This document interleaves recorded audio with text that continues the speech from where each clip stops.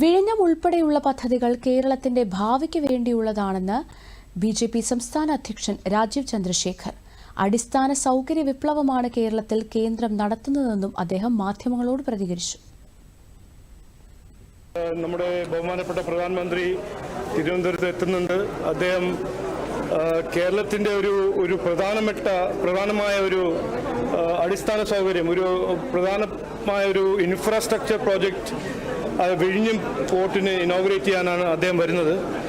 ഇത് നമ്മുടെ നാടിന് വേണ്ടി ഇത് വിഴിഞ്ഞം പോർട്ടും ഇവിടെ നടക്കുന്ന ഹൈവേസും അതിൻ്റെ ഒപ്പം നടക്കുന്ന റെയിൽവേ മോഡേണൈസേഷനും എല്ലാം ഒറ്റക്കെട്ടായിട്ട് നോക്കുമ്പോൾ കേരളത്തിൻ്റെ ഒരു ഭാവിക്ക് വേണ്ടി ഒരു പുതിയ ഇൻഫ്രാസ്ട്രക്ചർ ഡെവലപ്മെൻറ്റ്, ഒരു റെവല്യൂഷൻ.